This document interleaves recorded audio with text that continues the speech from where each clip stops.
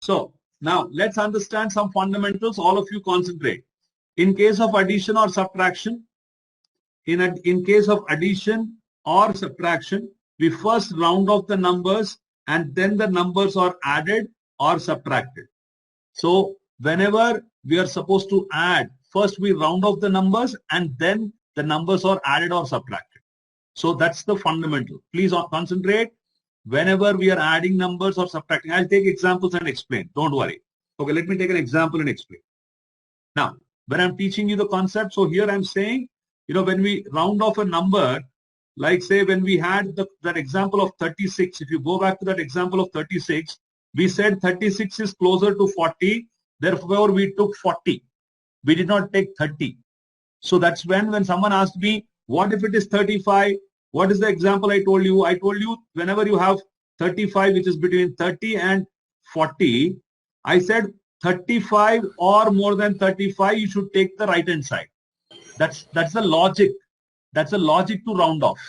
Okay, between 30 and 35, if you have 34, you will take 30 as the round off.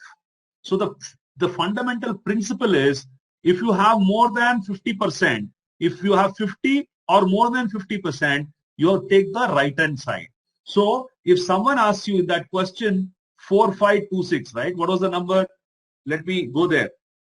So you're worried about, sir, 4526. You're saying that, sir, 4526 is so far away from 5000.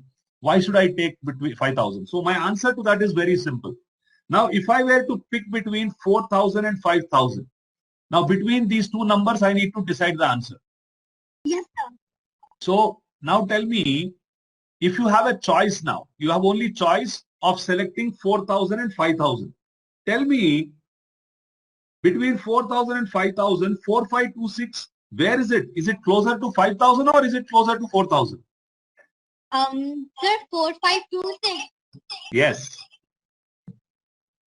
It's closer to 5000. Yes. So that is the logic. You have already answered it then. So when I have a choice between deciding between 4000 and 5000, it's closer to 5000. So rounding off to the nearest 1000. If someone asks you to say rounding off to the nearest 1000, you have to say it's 5000. Does that make sense, sir? Pragya? Does it make sense to you? Almost, sir. No. Okay. So see here, Pragya, that doesn't mean that the value is equal to 5000. No, the value is not equal to 5000. But if someone is asking you, round it off to the nearest 1000. So that time it has to be 5000 only.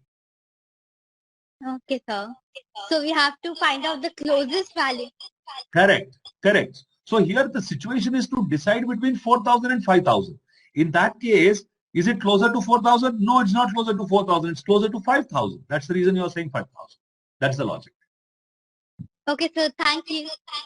Yeah. Now, let's come back now. Look at this now. Now, someone wants you to add these numbers 4369 and 263. Now, tell me, is it difficult to add these numbers? You can easily add and tell the right answer. Now, what is the right answer to this? 3 plus 9 is 12, 1 carry. 6 plus 6 is 12, 1, 13, 1 carry. 2 plus 3 is 5 plus 1 is 6. You have 4, 6, 3, 2. So is it a difficult calculation? No, it is not. Is it a difficult estimation? No, it is not. But what we are trying to learn is, how do we estimate? Now, estimation doesn't mean that, sir, this is an easy number. Why do we need to estimate? No, we are not learning this to estimate this addition. But when you look at some numbers like that, if you went to roughly estimate, how do you estimate is what we are learning in today's class. So rounding off, we are learning from an estimation standpoint. Doesn't mean that you need to estimate for the sake of estimating. So here, if you were to estimate like 4369 plus 263, if you were to estimate, how will you estimate is the question, right? Now let's look at this in two different ways. Okay, we'll do it in different ways.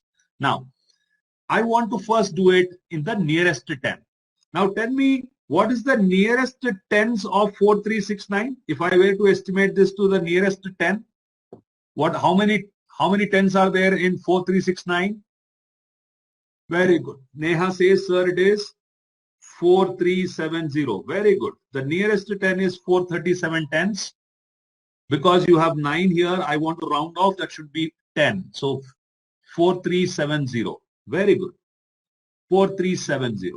Now, what is the nearest 10 of 263? How many tens are there in 263? Nearest 10. Can I say it's 260? Very good.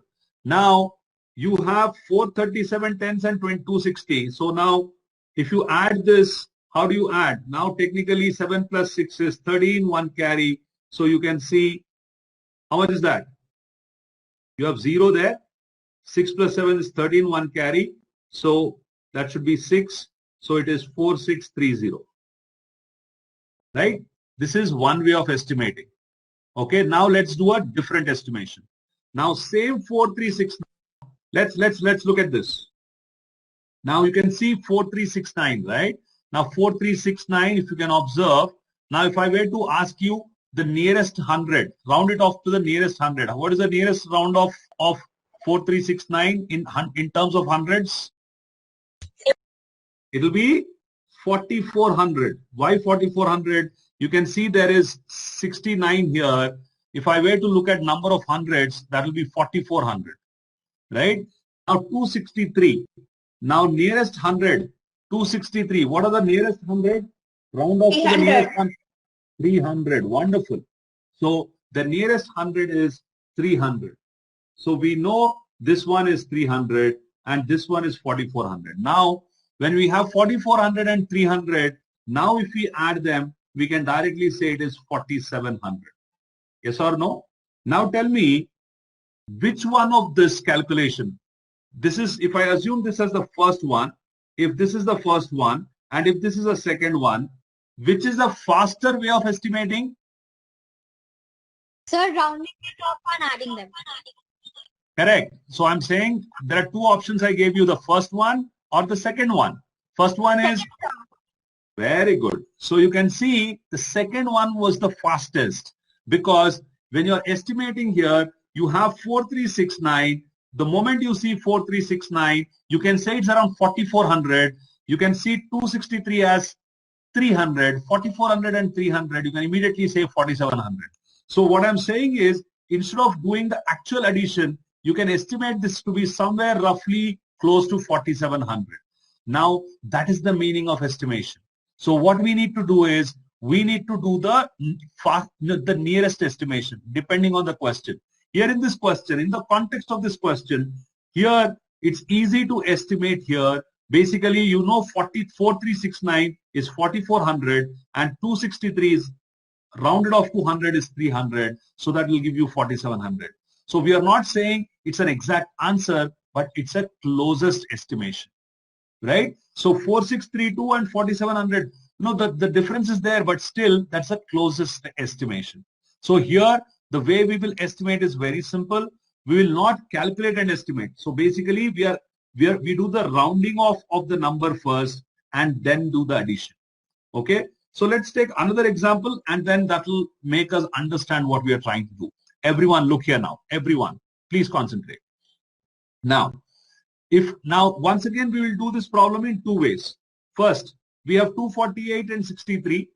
Let's take the nearest 10. What is the nearest 10 of 248? How many nearest 10s? 250, sir. Very good. So 250 is the nearest. And what is the nearest 10 of 63? 60. 60. So you can observe, now you can easily do 250 into 60. You know the multiplication. There are two zeros, so you put zeros there. And when you multiply 6 5s is 30, 0 here and 3 there. 6 2s are 12, 3. So you know it is 15,000. So you get a nearest estimation. Now let's do the different estimation for the same thing. 248 into 63. Okay. Now, instead of nearest 10, Now let me take the nearest 100. What is the nearest 100 of 248? What is the nearest 100 of 248? How many hundreds are there? If I want to round off 248 to the nearest 100, what is the nearest 100 of 248? Very good. It's 200. Now what is the nearest 100 of 63?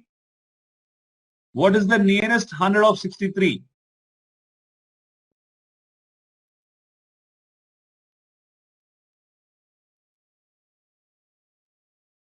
Very good. Nearby, nearest 100 of 63 will be 100. Right? Now 200 into 100. Now if we do that, so your answer is how much?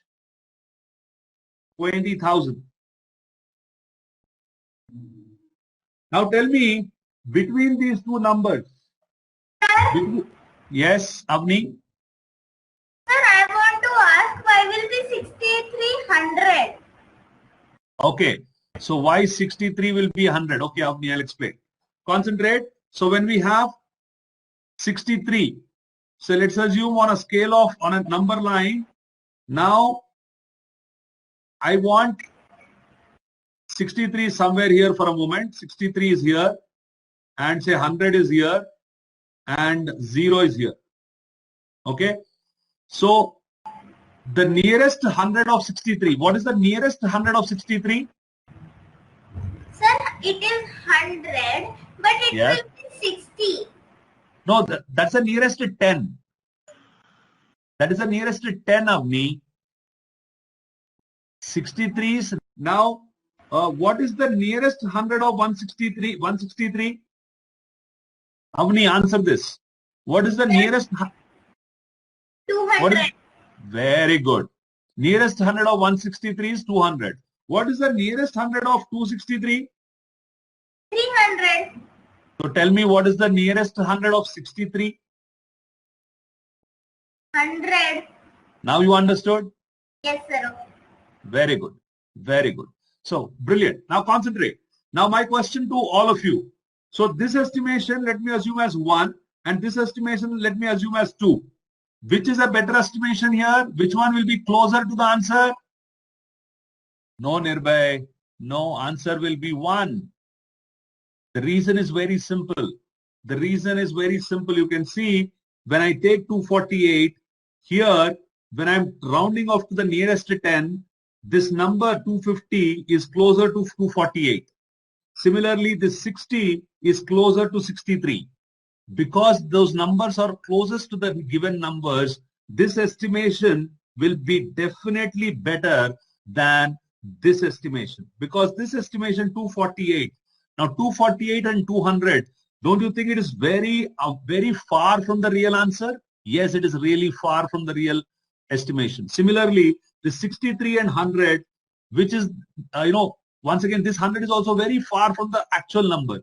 So when you are rounding off of numbers or away from the real numbers, then the estimated answer will be away from the actual answer.